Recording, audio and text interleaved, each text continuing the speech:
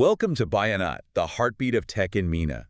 We bring you raw stories and sharp insights from the founders, investors, and leaders building the region's startup ecosystem. And today, we are giving you all what is basically a masterclass in infrastructure. Yeah, we're stripping away the usual headlines. We really want to look at the actual source code of the digital economy here. Right, because we're breaking down a really fascinating Founders Hustle interview today. We're looking at the story of Souk.com and its founder. And look, usually when people tell this story, it's the really glossy, romanticized version.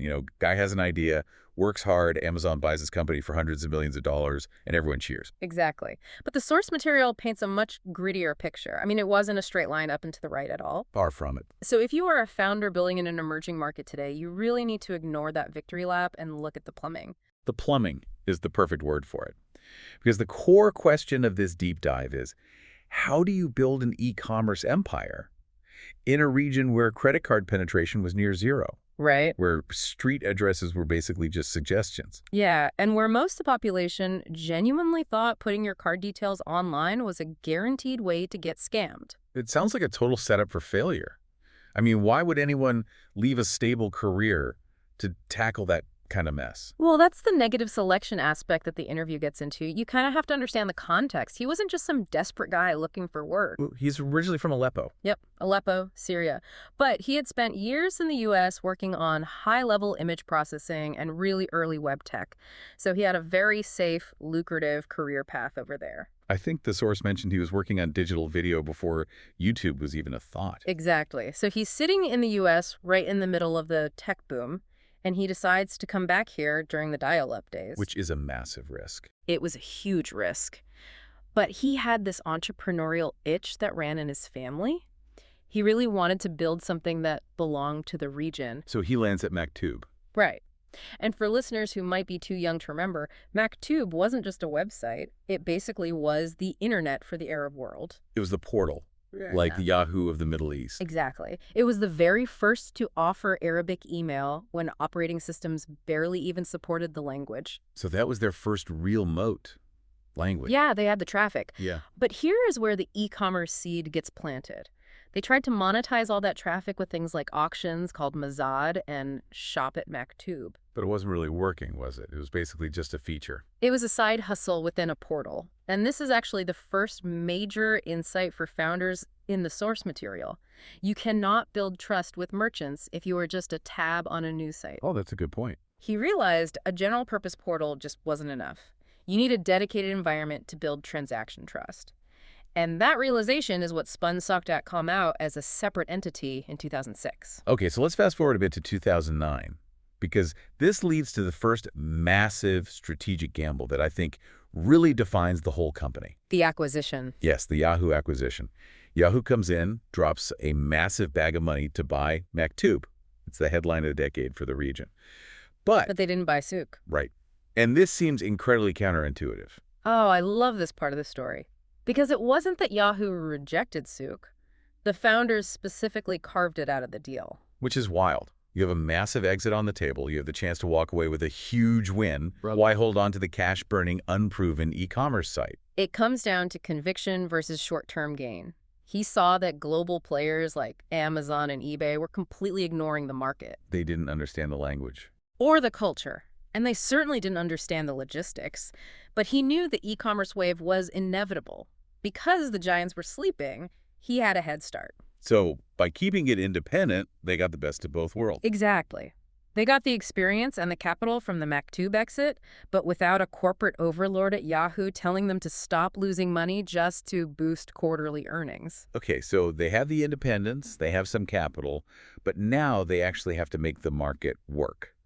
And the interview highlights this classic marketplace theory problem. The chicken and egg nightmare. Right. You need buyers to get sellers and sellers to get buyers. But in 2006, big brands like Samsung or Sony aren't returning your calls. You're nobody. You have zero volume.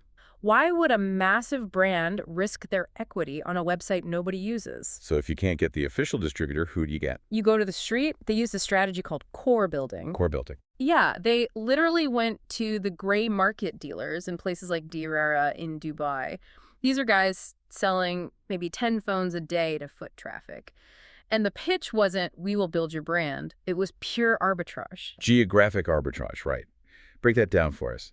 So they told the seller, look, you're selling this phone for $100 in Dubai because there are 50 other shops right next to you selling the exact same phone. The competition is localized. Right.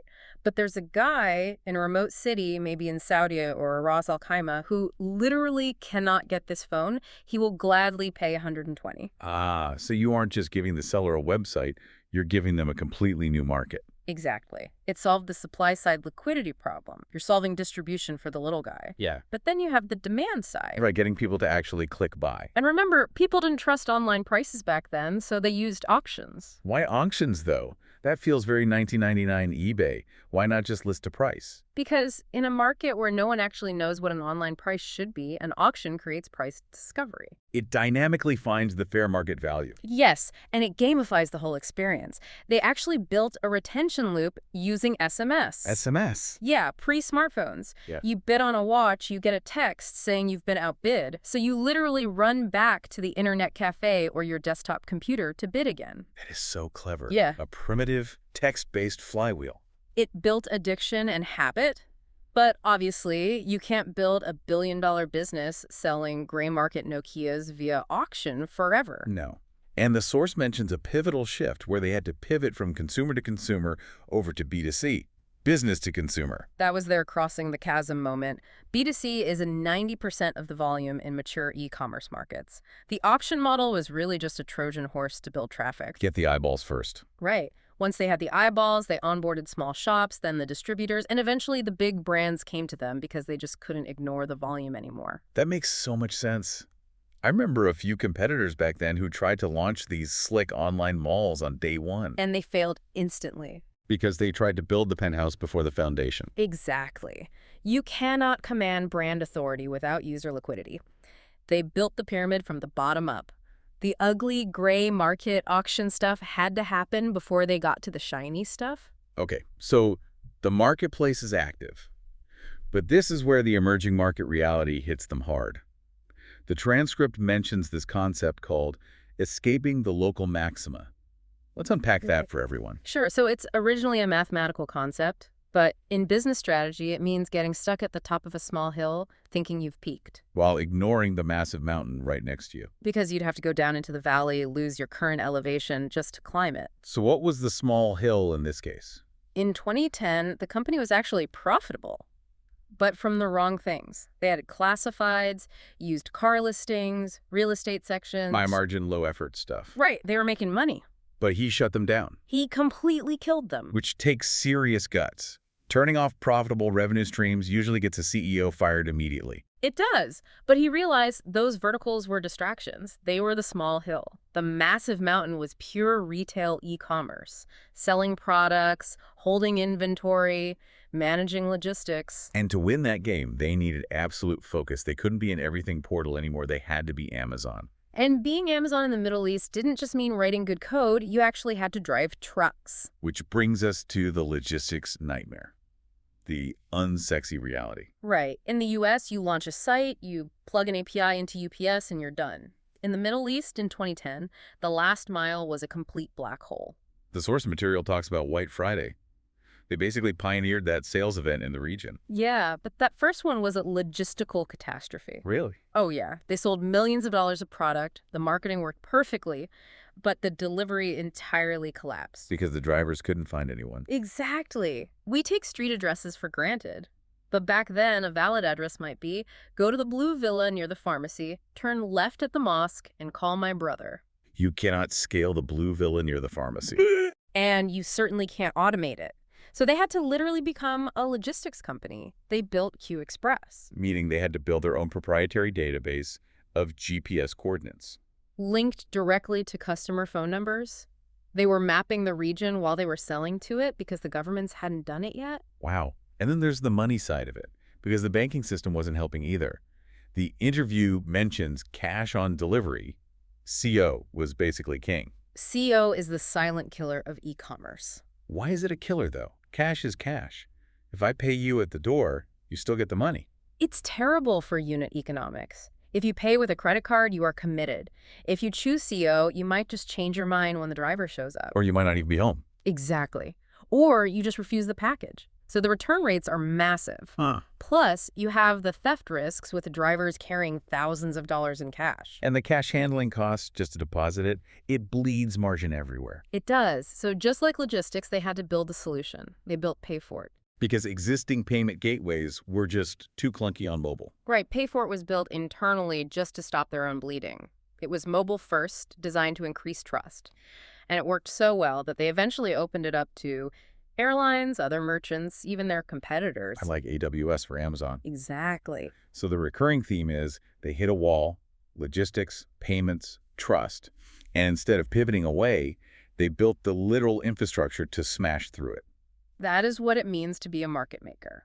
In developed markets, you capture value. In emerging markets, you have to build the rails to create the value in the first place. If you aren't willing to build the roads, don't try to sell the cars. Precisely. Which brings us to the end game, the big acquisition in 2017. Right. Amazon acquires them for $580 million, the massive win.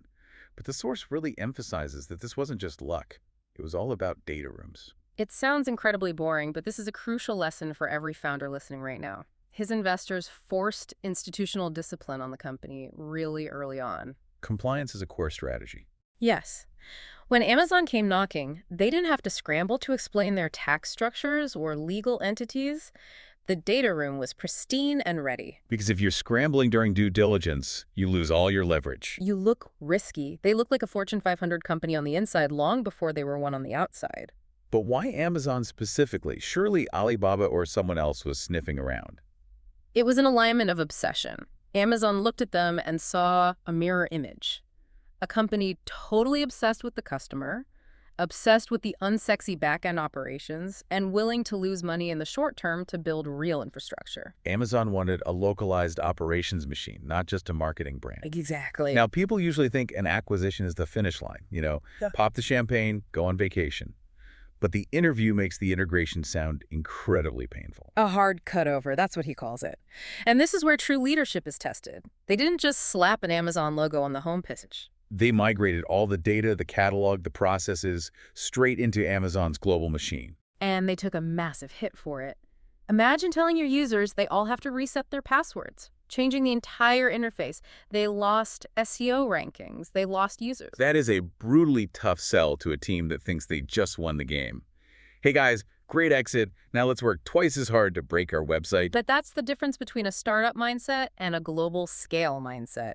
Are you willing to break your working system to move to a platform that scales to infinity? Taking 18 months of pain to secure the next 10 years. Right. Integrating machine learning, global compliance, and Amazon's fulfillment tech. Speaking of the next 10 years, I want to close on the future, because the source material ends with a really wild take on AI. And he isn't talking about chatbots writing funny emails. No, he's talking about agentic systems. This is definitely the most provocative part of the interview. He actually believes we are moving away from the search and click era entirely. Meaning, I won't go to a website and search for running shoes anymore. Right. You will just tell your AI agent, I need running shoes for a marathon. I have flat feet. My budget is $150. And AI acts as the customer. It scrapes the APIs, compares prices, delivery times, reviews across multiple platforms, and then it just executes the purchase for you. So if I'm a brand, I'm not marketing to a human anymore. I'm marketing to an algorithm. And that changes the KPIs completely. An AI does not care about your emotional TV commercial with a celebrity in it. It cares about reliability. Reliability. Because if the AI recommends a product and it arrives late or it's out of stock, you blame the AI, and the AI learns from that, so the algorithm is going to prioritize sellers who have 100% stock accuracy and precise delivery. if your API says in stock but you drop the ball, the AI just blacklists you. Margin for error drops to zero. Exactly. He argues companies have to rebuild their operating models to be precision-built for these agents. Real-time data syncs. You can't rely on a spreadsheet updated once a day. That is fascinating. Brings the whole story full circle right back to operations. In 2006, the challenge was getting a truck to a house without a map. In 2030, the challenge is having your inventory API be so flawless that a bot actually trusts you. The tech changes, but execution is always the moat. You cannot fake reliability to an algorithm.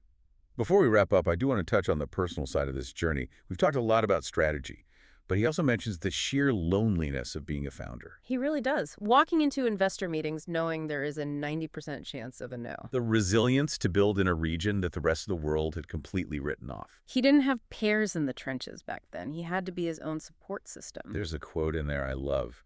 If you're not misunderstood early, you're probably not doing something new. Such powerful validation. If your idea wasn't crazy, Microsoft or Yahoo would already be doing it. Being misunderstood is just a feature of innovation. It really is. I mean, going from dialing into AOL and Aleppo to setting the stage for AI commerce agents, what an incredible blueprint for founders everywhere. It proves that you don't find the market, you build it. By doing the unsexy work everyone else is avoiding. Now, to leave you with a final thought to mull over. If flawless execution and perfectly synced APIs become the ultimate moat in an AI-driven economy, what happens to human intuition and brand loyalty when algorithms become our primary consumers? Will we even need brands as we know them today? For more stories like this, subscribe to Bionauts newsletter and stay updated on the latest in MENA's tech and startup ecosystem.